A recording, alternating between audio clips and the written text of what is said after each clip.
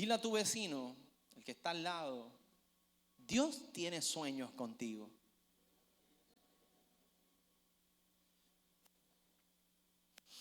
Y cuando uno habla de sueño, es una intención, es un proceso en el cual hay un anhelo, pero todavía no se ha cumplido. O sea, un sueño es un deseo que no se ha cumplido todavía. Diga, todavía. O sea, que Dios tiene sueños contigo, o sea, anhelos en su corazón desde la eternidad. Dios dijo, yo voy a hacer algo grande con Vanessa. ¿Sí? Dios dijo desde la eternidad, yo voy a hacer esto. Eso es lo que yo anhelo de esta persona. Ahora, para que ese sueño tenga cumplimiento, Dios te manda una carga de responsabilidad sobre nosotros. Diga, sobre mismo. Y para que el sueño de Dios en nuestra vida se cumpla, que yo creo que usted y yo le servimos a un Dios soberano, y yo creo que Dios no hace obras medias, Dios hace obras perfectas. Dios siempre va a cumplir su propósito. Aunque usted tenga una voluntad, yo tengo una voluntad, Dios siempre va a cumplir su propósito. ¿Cuántos lo creen? ¿Cuántos entienden eso? ¿Cuántos entienden que el propósito de Dios siempre se va a cumplir? En la mañana estábamos hablando del apóstol Pablo. En el libro de Hechos capítulo 21 dice que Pablo iba de camino a Jerusalén y hizo varias paradas. Cuando Pablo se detiene en cada uno de esos lugares, se reunía con los creyentes. Y muchos de esos creyentes le profetizaron a Pablo y le dijeron, si tú vas a Jerusalén, no te va a ir bien. No vayas a Jerusalén. De hecho, uno de los profetas se amarró con un cinturón las manos y los pies y dijo, si tú vas a Jerusalén, esto es lo que te va a pasar.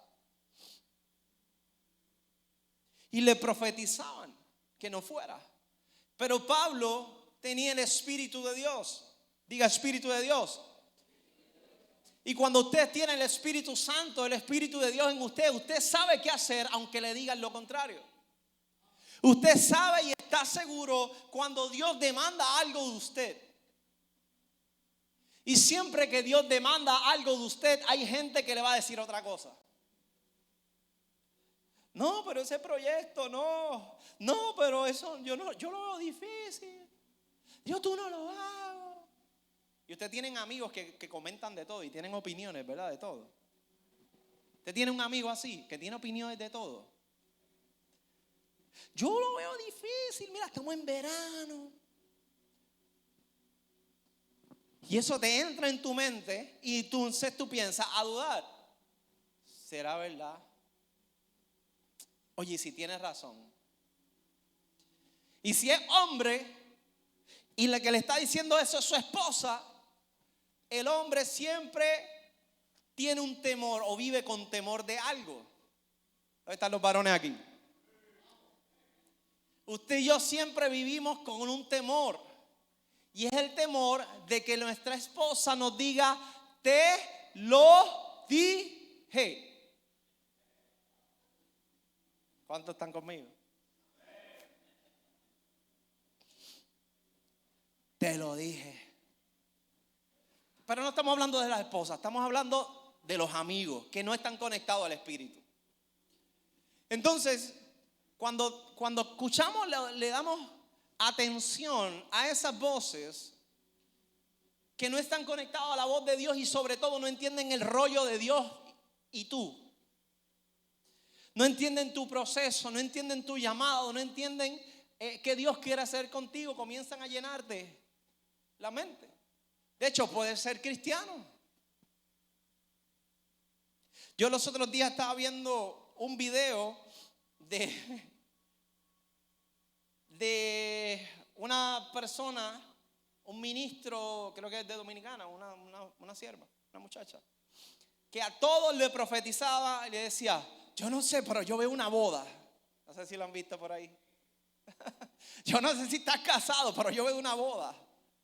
Y después iba a la otra iglesia y decía, yo no sé si tú estás casada. Siempre a todo el mundo como que lo estaba casando. Y ahí todo el mundo piensa, ¡ah!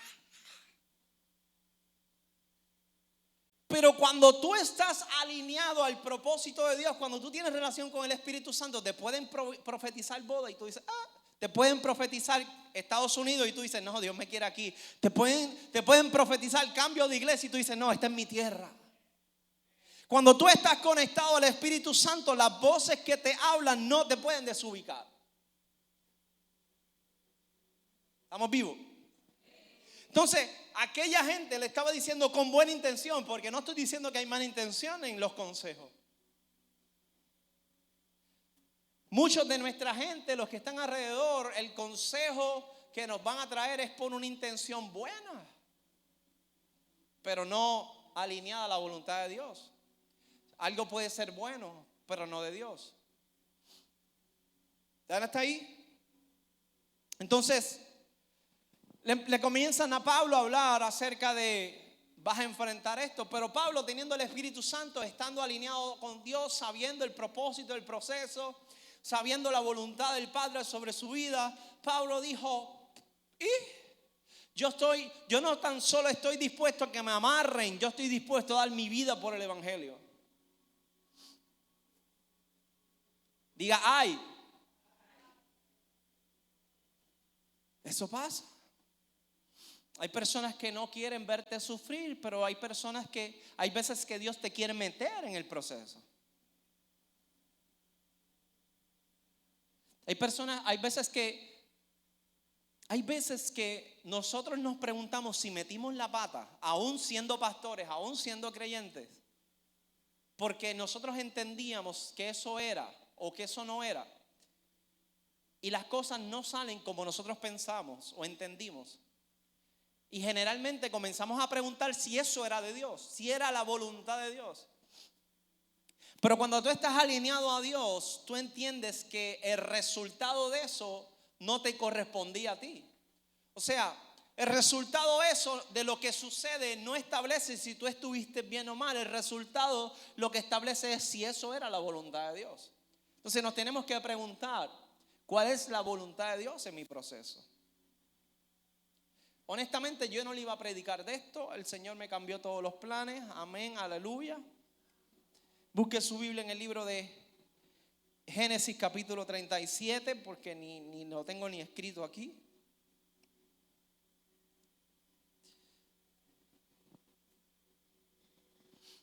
Génesis capítulo 37. Dios sueña contigo.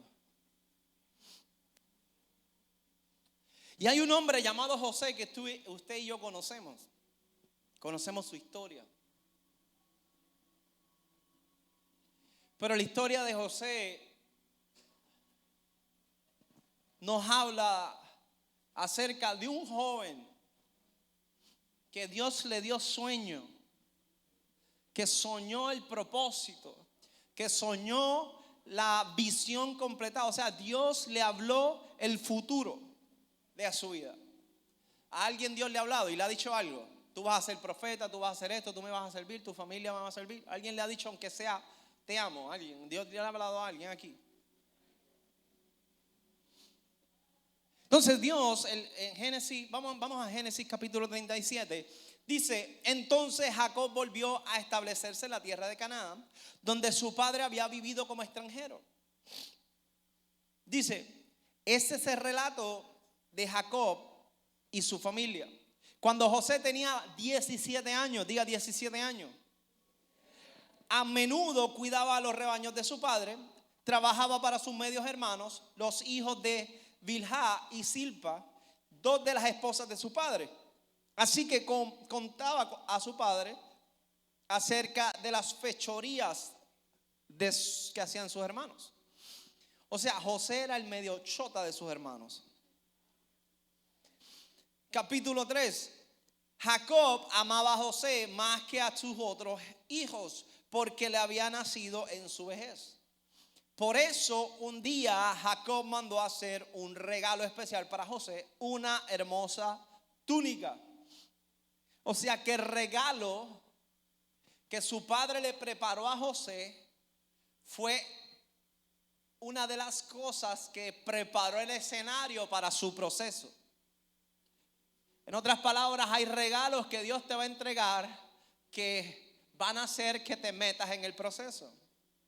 Va a ser el comienzo de un proceso hacia tu llamado. Hay veces que Dios, a través de su obra, nos entra y nos dirige hacia un proceso. Diga ay. Entonces dice, pero sus hermanos lo odiaban porque su padre lo amaba más que a ellos. No dirigían ni una sola palabra amable hacia José. Ay, Cristo. Yo nunca había leído esta versión. Una noche José tuvo un sueño. Diga sueño. No se duerma. Y cuando se lo contó a sus hermanos, lo odiaron más. Ay, Cristo. Escuchen este sueño, les dijo. Resulta que estamos en el campo atando gavillas de grano. De repente mi gavilla se levantó y las gavillas de ustedes se juntaron alrededor de la mía y se inclinaron ante ella. Sus hermanos respondieron, ¿así que crees que será nuestro rey? ¿No es esto verdad? ¿De veras que piensas que reinará sobre nosotros? Así que lo odiaron aún más debido a su sueño y a la forma en que lo contaba. Debido al sueño y a la forma en que lo contaba. Al poco tiempo José tuvo otro sueño. Y de nuevo, o sea, José, estamos hablando que José, sus hermanos no le hablaban bien. No se llevaban con él. José le contó un sueño a sus hermanos y aún lo odiaron más. Porque la forma en que lo contaba tampoco le agradaba. No quedándose tranquilo con eso, José soñó otro sueño y se lo fue a decir a su hermano. Escuchen, tuve otro sueño, les dijo. El sol y la luna y 11 estrellas se inclinaban ante mí. Esta vez le contó el sueño a su padre, además de sus hermanos, pero su padre lo reprendió y le dijo, ¿qué clase de sueño es ese? Le preguntó. ¿Acaso tu madre, tus hermanos y yo llegaremos a postrarnos delante de ti? Sin embargo, mientras los hermanos de José tenían celos de él, su padre estaba intrigado por el significado de los sueños. Poco tiempo después, vamos a quedarnos hasta ahí. Usted ve en este joven de 17 años que todas las fechorías de sus hermanos se las decía a sus padres. Eso no creaba como que una buena relación. Todos los que estudiamos en algún momento de nuestra vida, cuando hacíamos nuestras cositas en la escuela, ¿verdad que a nadie le gustaba que hubiese alguien que le dijera al maestro, fue Pepito? Imagínese usted teniendo un hermano que le dice todo a su padre. Usted lo ama por dentro, en el fondo, en el corazón, pero usted lo quiere matar de vez en cuando. Entonces era la relación que había entre los hermanos de José, pero Dios tenía un sueño con José. Dios tenía un propósito con Josué. Diga propósito. Si usted ve la historia, Dios le muestra el sueño a José. Por eso es que cuando él tiene el sueño, se lo cuenta a sus hermanos, dice que aún lo odiaron más. Y nosotros como cristianos tenemos que tener cuidado de a quién nosotros le contamos nuestros sueños. Porque no todo el mundo va a tener el espíritu ahí bien puesto en su sitio para entender tu sueño, para entender tu anhelo, para entender lo que Dios quiere hacer contigo. Cuando hablo de sueño, hablo de metas, hablo del llamado que Dios tiene contigo. Porque el llamado que Dios tiene contigo es contigo. Entonces cuando tú abres tu corazón con buena intención y comienzas a contárselo a todo el mundo, hay personas que van a tener celos de ti. De hecho, si no lo saben, les voy a contar un chisme. ¿Cuánto les gustan los chismes? Raúl, otra. El único que levantaste la mano fuiste tú. Ay, Cristo. En el cielo comenzó un mover, y era donde Luzbel decía: yo soy hermoso, yo puedo, ¿por qué yo tengo que servir a Dios si yo puedo estar en ese lugar? Y eso se dio, era la conversación, y ahí nace la envidia. Entonces la envidia es diabólica, porque la envidia no va de frente.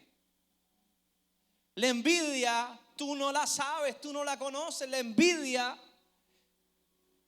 no la puedes ver. Entonces tú puedes tener gente a tu alrededor que cuando tú le cuentas tus cosas, tú se la cuentas como que: ay, mira, tuvo un sueño, ay, el Señor me profetizó que iba para tal sitio, para China, para Japón, para Corea, a llevar el evangelio. Y ella, y la otra: qué bueno. Pero en su corazón, ¿de qué se cree esta? Pero ¿y por qué Dios le dijo eso a ella y a mí no? Y empiezan las maquinaciones de la envidia. Y eso fue lo que pasó con José. Primer punto que quiero traerte hoy. Esta no es la prédica. Yo iba a predicar de otra cosa, pero quiero que cachen esto. Hay tesoros que Dios pone en tus manos que tú no se las puedes dar a los cerdos, como dice la Escritura. Hay tesoros que Dios tiene que tener contigo esa conversación, y que tú guardes su propósito y su voluntad. Que solamente tú guardes los tesoros y los expongas ante personas que tienen la madurez para darte un buen consejo o para estar alineado en ese proceso. Entonces tú no puedes estar contando tus procesos a todo el mundo, porque no todo el mundo va a tener la mejor intención con lo que tú le das y les pones. ¿Está bien? Entonces no abra su corazón con todo el mundo. ¿Entendieron? Entonces José le cuenta a sus hermanos. Sus hermanos dicen: ¿pero qué le pasa a este? Como que se molestan más. Y no tan solo eso, sino que José sueña otro sueño y va y se los dice. Quizás José no estaba preparado para, usted y yo podemos pensar, quizás no estaba preparado, y en su egoísmo, porque hay algunos predicadores que lo he escuchado hablar de esto, dice: quizás José se enalteció. Porque José, si tú te fijas, cuando le cuenta el cuento a sus hermanos o el sueño, sus hermanos lo cogieron rápido, y rápido le preguntan a Dios: ¿cómo que nos vamos a inclinar? Eso significa que tú vas a ser nuestro rey. Cuando se lo cuenta a sus papás lo cogen rápido. O sea que José ya sabía lo que significaba ese sueño, pero quizás en la forma en que lo contó. Ahora usted y yo podemos decir: José estuvo mal. Pero ¿quién somos tú y yo para entender el propósito de Dios? Porque Dios sabía que José lo iba a decir de esa manera y de esa forma, y por lo tanto se lo dio así. Y el sueño lo metió en proceso. Diga procesos. La historia no la voy a leer completa, pero la historia dice que entonces los hermanos, como entendían el sueño de José, no se llevaban con José, planificaron matarlo. Y quiero que entiendan algo, y es que el plan del enemigo es matar el propósito de Dios en tu vida. El plan del enemigo es que tú no puedas ver concretizado el sueño que Dios determinó desde la eternidad. Yo quiero que tú entiendas algo. Dios desde hace millones de años, porque quiero que sepas algo también si no lo sabes, Dios no comenzó a existir. Dios siempre ha sido. Cuando tú dices Dios existe, tú dices que hubo un comienzo a su existencia. Cuando tú dices Dios es, Dios ha sido, significa que nunca se ha creado, siempre ha sido, siempre ha estado desde la eternidad. Eso es algo que en nuestra cabecita no podemos entender. Solo nos resta creer por fe. Solo nos resta creerle la Escritura y entender que cuando alineamos cabos y los vemos a través del lente del Evangelio, nos hace sentido de que para que haya una creación debe haber un creador. Para que haya tiempo debe haber alguien que es atemporal. Pero nada, eso es teología, eso es, usted viene los domingos temprano.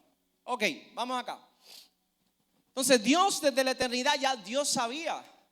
Y Dios sabía qué es lo que iba a hacer contigo y qué es lo que va a hacer contigo. ¿Acá alguien cree que Dios va a hacer algo con él? Que yo sé que hay gente que ya Dios hizo algo, pero yo creo que Dios va a hacer algo más. Dios va a hacer algo más conmigo. Dios va a hacer algo más contigo. ¿Sí? Entonces, la historia es que cuando Él lo cuenta, comienza su proceso. ¿A cuánto le gusta el proceso? Yo creo que los que dijeron amén no entendieron. Los procesos son duros. En los procesos se llora. En los procesos se hace berrinches. En los procesos se le da puños al guía, al carro. Como la amiga de la pastora. Ella era maestra y se salía del salón cuando estaba con los nenes terriblitos y se desquitaba en el carro, gritando y haciendo cosas. Entonces, los procesos son dolorosos, mi gente. Los procesos no son fáciles. Los procesos nos cuestan. Los procesos nos mueven la fe. Pero los procesos tienen una raíz. Y es identificar si usted es hecho en China. Si usted es una copia. Si su casa se va a sostener sobre la roca. Los procesos tienen la capacidad de hacerte entender si tú eres verdad o no eres verdad. Si tú eres verdadero o no verdadero. ¿Por qué Dios tuvo el pueblo de Israel dando vueltas en el desierto? Porque estaba probando su corazón, lo dice la Escritura. Yo quería probar su corazón antes de darle una tierra. Dios te quiere dar una tierra, dígame. No es un canto de tierra, Dios quiere darte tesoros. Dios quiere darte abundancia. Dios quiere darte cosas grandes para tu familia y tus generaciones.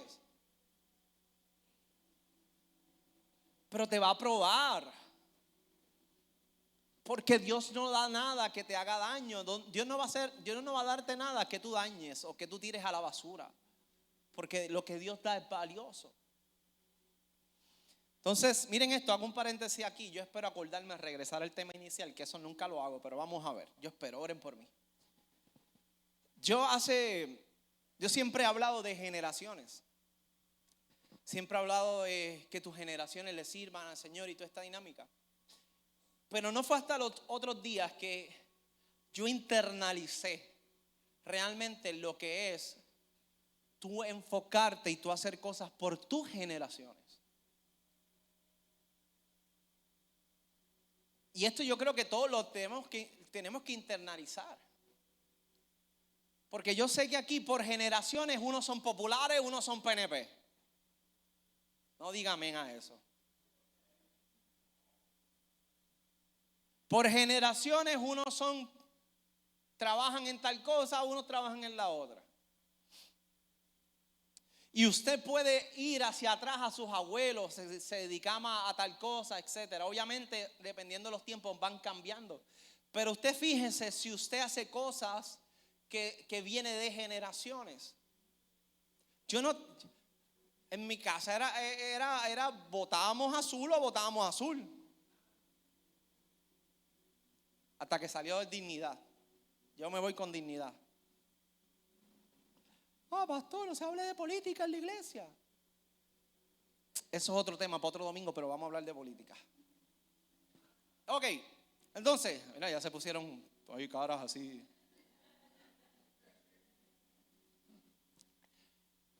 Por generaciones usted viene trayendo cosas.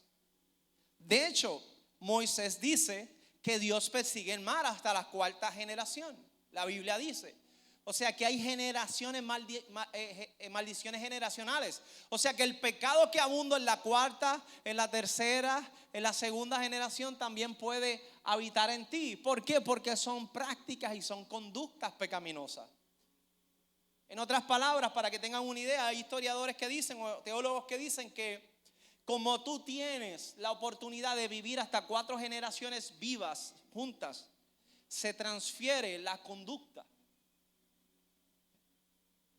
Pero cuando tú te pones en el panorama y tú dices, ¿qué a mí me gustaría que los hijos de mis hijos y los hijos de los hijos de mis hijos hicieran? ¿Cómo fuese su conducta y su vida? Si tú te pones eso en tu corazón y en tu mente y tú te pones a pensar, de aquí a 50 años, a 100 años, ¿cómo va a vivir tu generación? Y que decisiones que tú tomes hoy pueden afectar tus generaciones. Si tú te pones a internalizar, y yo estaba hablando del punto, yo estaba pensando eso desde el punto económico, yo decía, yo quisiera que las generaciones de mis generaciones no pensaran en irse a trabajar. Voy a aclarar eso. A un trabajo que los esclavice. Yo quisiera construir abundancia económica para todas mis generaciones. Y me explico. Que yo pueda dejarle a mis futuras generaciones casas de renta, apartamentos, que les pueda dejar cosas por las cuales ellos se dediquen su vida. Y yo pueda, vamos a poner que nos podemos transportar en el mundo, lo cual, en el tiempo, lo cual no es real.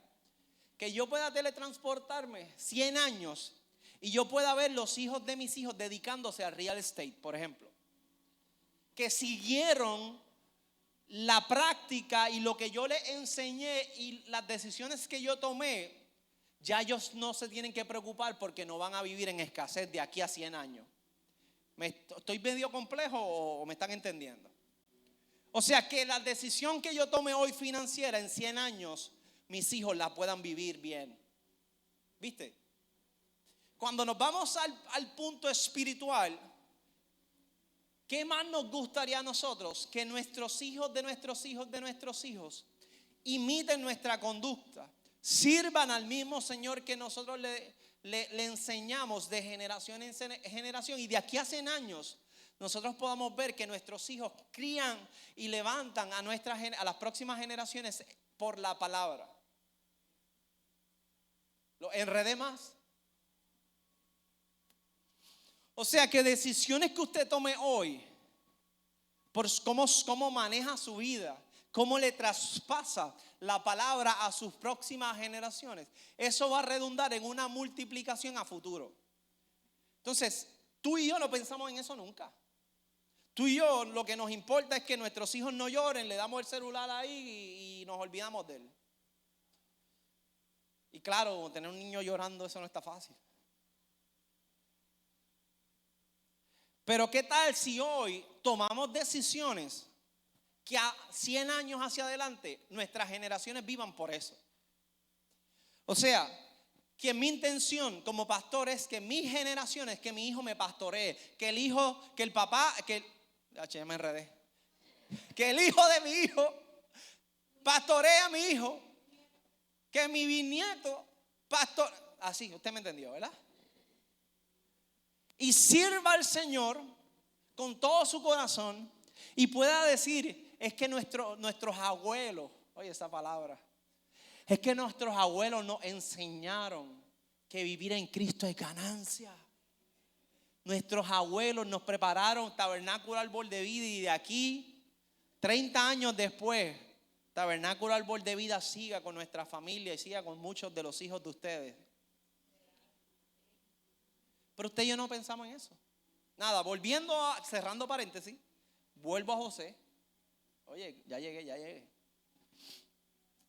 Cuando José le cuenta a sus hermanos toda la dinámica, usted la conoce, se la conté. Crea envidia, celos, coraje. Y se levanta la traición. Pero esa traición era parte del plan de Dios. Ay, Dios mío. Pastor, ¿cómo es que el mal puede ser el plan de Dios? Yo te quiero decir algo, que Dios usa el mal. Pastor, eso no me lo enseñaron en la escuelita bíblica. No te lo van a enseñar ahí.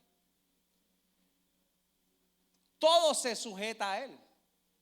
¿Por qué tú crees que Cristo le dice a Judas, ve y haz lo que tienes que hacer? Dios le ordenó a Judá: ve y traicióname. Dios no, Jesús. Dios es la combinación de los tres personas en una. Entonces, a través de ese sueño que le da, es como si le dieran start al proceso de José que lo llevaría al cumplimiento. A donde te quiero llevar es que no importa qué etapa de tu vida tú puedes estar viviendo ahora, en desilusión, estás tú sola contra el mundo, te sientes solo, te sientes deprimido, sientes que nada te funciona, sientes que el trabajo donde estás no te va bien, sientes que tus finanzas están por el piso, sientes que tu vida de relación con Dios está por el piso, sientes que tu fe está por el piso. Tranquilo, dile a tu vecino: tranquilo. José lo planearon matar. Gracias a Dios, uno de sus hermanos, Benjamín, le dijo: no, vamos a tirarlo aquí, en esa cisterna, en ese hueco, déjalo ahí. El enemigo no va a poder matar el propósito de Dios. Quiero que lo entiendan. ¿Me escuchan atrás? El enemigo no va a poder matar el plan y el sueño de Dios. Te puede herir. Dios le dijo a Satanás, ¿verdad? En la escritura le dijo: puedes quitarle todo a Job, pero su corazón, su vida, Dios tiene control de tu vida. Porque cuando Dios dice sí, es sí. Ahora, para llegar a ese sí podemos experimentar procesos dolorosos y eso se vale.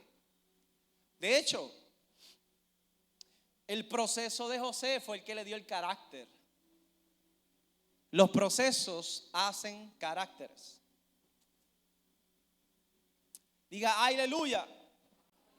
De hecho, Santiago nos dice que nos dé gozo cuando estemos en prueba. ¿A quién le da gozo en la prueba? Gracias. Hay pruebas de Dios y pruebas de nosotros mismos que nos metemos, y eso es otro tema. Pero las pruebas que Dios te envía, como envió a José. José ahí tranquilo, tuvo un sueño, se lo cuenta a sus hermanos. Lo primero que hacen es que lo meten en un hueco. Segunda cosa, que se lo llevan como esclavo. Y José: no, es que yo cargo un sueño, es que las espigas de mis hermanos se iban a doblar ante la mía, es que todo el mundo me iba a servir a mí. ¿Tú te crees que cuando tú estás en el fondo tú te acuerdas de eso? ¿O tú tienes fe de que algo va a surgir de ahí? Muchos de ustedes se encuentran en el fondo y se preguntan si algo va a surgir de ahí. Y dicen: esto es imposible que Dios haga lo que dijo mientras yo esté en esta situación. ¿Y sabe lo que hace el enemigo? Te dice: eso es amén. Cuando tú estás en tu peor momento, estás tirado en el piso, estás con la depresión, con la fe, estás con los problemas, ahí el enemigo te dice a tu mente: yo estoy de acuerdo contigo. Cuando tú dices: yo no voy a salir de aquí, Dios no va a poder hacer algo. Aquel sueño, muchachos, eso pasó. Y el enemigo se pone de acuerdo contigo. Y el problema es que como el enemigo está de acuerdo contigo, tú te haces pana del enemigo. Porque es el que te apoya. Tú: ay, Dios mío, me voy a morir. Sí, te vas a morir. Gracias por estar de acuerdo conmigo. Ay, Dios me dejó. Sí, Dios te dejó. Gracias por estar de acuerdo conmigo, es verdad. Ahora somos mejores amigos porque estamos de acuerdo. No, los amigos no son para estar de acuerdo. Entonces, en esa etapa es donde el enemigo te susurra al oído. ¿Sabe lo que hace el enemigo? Te saca de la iglesia. Y es bien triste entender que cuando la gente está enferma, falta la iglesia. Cuando la gente está falta de fe, falta la iglesia. Cuando la gente está espiritualmente seca, falta la iglesia. Cuando la gente se siente que la vida no le va bien, falta la iglesia. El único lugar donde debes estar. Gracias, suegra.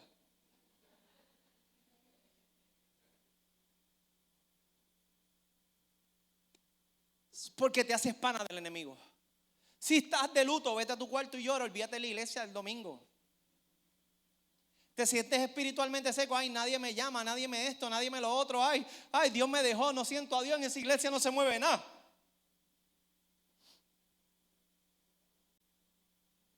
Estoy así porque Estoy así porque la pastora no está ahí. Cuando ella venga yo le bajo.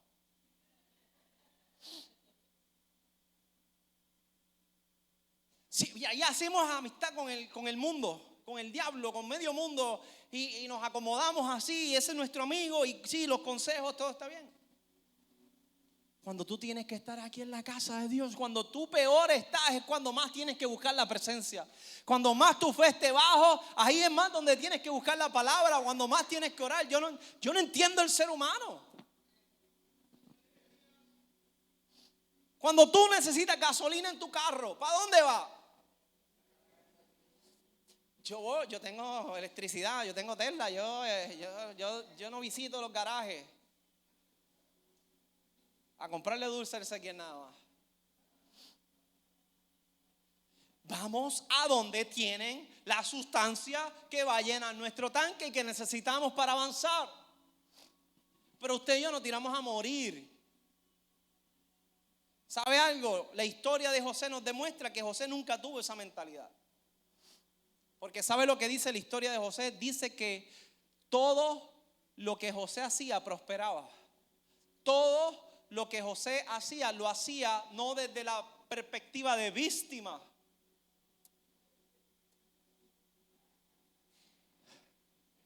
Porque cuando nosotros estamos heridos, ahí nos seguimos peor. No, cuando usted esté herido, tú lo enfrentas. Y tú dices, me siento así, pero yo voy a orar. Me siento así, pero yo voy a buscar la palabra. Me siento así, pero yo voy para la iglesia. Me siento así, pero yo sirvo al Señor. Se vale sentirse. José se sintió mal, me imagino. ¿Quién diría que Dios le da un sueño y él sabe que es de Dios y al minuto lo que encuentra es traición? Es como muchos de los que vienen acá por primera vez me dicen, pastor, llevaba tiempo que no hacía nada para Dios, voy a hacer algo para Dios, ¿dónde me puedo usar? ¿Dónde? Vente, vamos a meter mano, vamos a esto, discipúlate, qué sé yo qué. Pues me llaman, pastor, se me dañó la lavadora. Pastor, mi familia se me levantó. ¿Qué tú quieres que yo te diga? ¿Tú quieres que yo te diga, ay, es verdad, tómate tu tiempo, vete, resuelve el problema con la lavadora, vete, resuelve el problema con tu familia, vete, deja el llamado, deja lo que empezaste a hacer, déjalo y vete allá? Porque si yo le digo eso, le estoy validando al enemigo el plan de él. ¿Le ha pasado que cuando usted quiere meterse con Dios, cuando empieza a orar le da sueño? Cuando empieza a leer la Biblia, al vecino del lado le pone el reggaetón. Cuando usted quiere estar en paz, el jefe se le pone difícil. Levante su mano al cielo. Padre, ablanda a los jefes de cada uno de. Oye, suegra, ¿qué pasa? La suegra trabaja con nosotros, no venga. Ablande a su hija.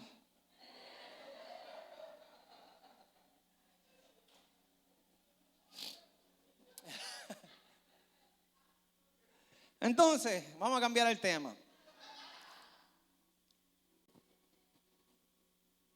No podemos hacerle coro al enemigo cuando en tu peor momento valida tu sufrimiento. Y el enemigo lo que quiere es que te alejes de la gente o de la fuente, que es Cristo. El enemigo no quiere que tú llegues a esa fuente que llegó la samaritana y se encontró con Jesús y le cambió su vida para siempre. Entonces el enemigo busca la manera de que no llegue. Entonces José pasó por momentos difíciles.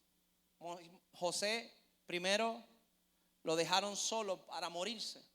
Luego lo rescataron y se lo llevaron como esclavo. Allá le jugaron una maroma.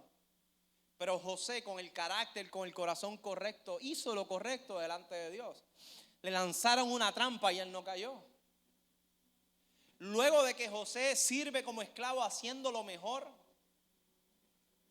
no enlutado, no quejándose, la palabra no dice en ningún lado, y José se quejaba todos los días con Dios. Lo dice. No. Dice que todo lo que José hacía prosperaba. Si José cuidaba animales, se duplicaban. Si José cuidaba la casa estaba más limpia que nunca. Eso no lo dice la escritura, se lo digo yo. Pero todo lo que él hacía, lo hacía bien. Entonces esa es una actitud del corazón de saber que aunque estés en tu proceso, hay un sueño, hay un propósito, hay una voluntad. Oye, aunque estés en lo más profundo, entiende que Dios lo que dice lo cumple. Debes decir amén a eso. Levántate, iglesia. No, todavía no se pongan de pie. Que se levanten. Levanta tu ánimo, levanta tu fe. Levanta la convicción de que Dios va a hacer algo grande, de que el que sueña desde la eternidad no va a dejar que ese sueño no se cumpla. Quizás vas a tambalearte, quizás vas a pasar como José, mira, lo dejaron ahí, después esclavo, después lo pusieron en la cárcel por calumnias. Y hay gente que quizás se va a levantar, hay gente que no te va a querer hacer el bien, hay envidia. Oye, el enemigo va a levantar a personas para que te hagan trampa, para que te hagan mal, para que te hagan caer.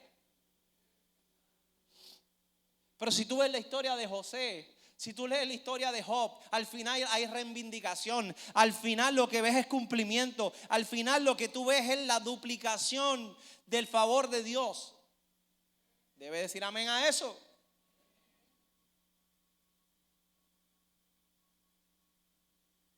No es tiempo de detenerse.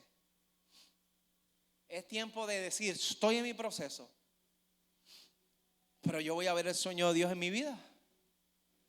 Estoy detenido, pero yo voy a comenzar a caminar.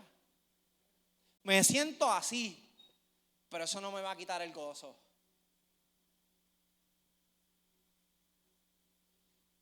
Dice la historia que en el momento que estaba el copero y el panadero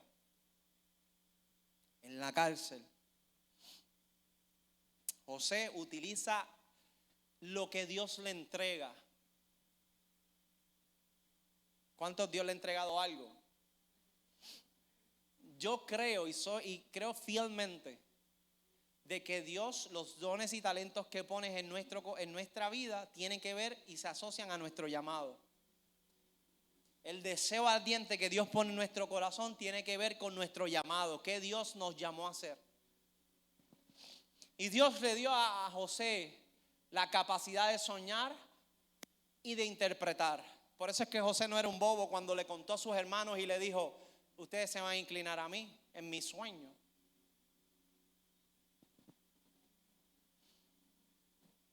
¿Usted conoce la historia del copero y el panadero? ¿Conoce la historia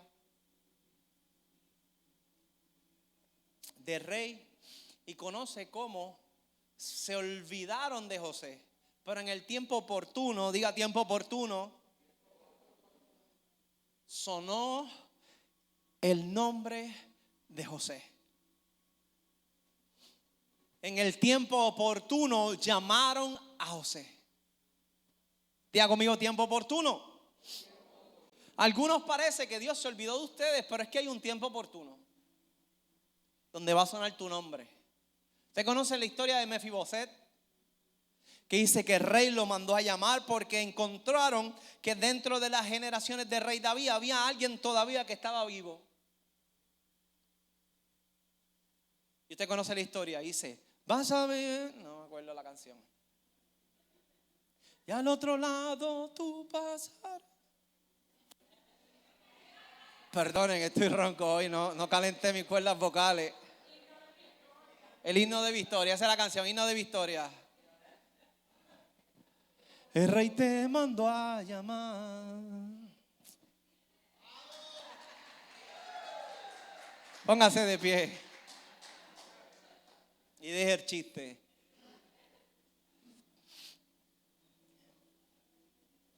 Siempre hay un momento oportuno donde Dios va a mover tu alrededor y te va a sacar porque llegó tu tiempo. Pero en el momento de espera, no te comportes como alguien que se alejó de Dios, alguien que Dios se olvidó de él. No. Tú tienes que ser como ese jugador que entra por primera vez a la NBA está sentado en la banca, porque los que entran primero son come banco. Pero está así esperando el momento del que el coach le diga, Bonal, entras tú. Y tú estás ahí. Pero el problema más grande es que en el momento que llamen a Bonal, si Bonal no practicó, si Bonal no se esforzó, no trabajó con su condición física, ¿qué va a pasar? A la que empiece lo aplastan. Va a empezar a correr la cancha y va a ver, coach, sustituto. Tú no estabas esperando este momento. Este no era el momento de tu sueño. Este no era el momento de cumplimiento de tu propósito. ¿Cómo es que te alejaste de la Biblia? ¿Cómo es que te alejaste de la iglesia? ¿Cómo es que te alejaste de la voluntad, de la palabra de Dios? ¿Cómo es que ahora te llama a Dios a hacer algo y no tienes la fuerza y la estamina? Porque no te preparaste. ¿Qué hubiese pasado si el faraón llamaba a José? Me dicen que los sueños tú los interpretas. Y José, sí, claro, dame el sueño. Y a rayo, déjame ir a Google un momento. Inteligencia artificial, déjame ver. No, eso no te lo dice Google. El don y el llamado de Dios no está en Google. El don y el llamado de Dios se tiene que edificar. ¿Y dónde se trabaja y dónde se crece en ese don? Mira, aquí está. En la escritura y en la oración. Si tú estás pasando por una crisis, si tú estás pasando por una prueba y tú no estás metido en estos 40 días de ayuno, tú estás perdiendo tiempo.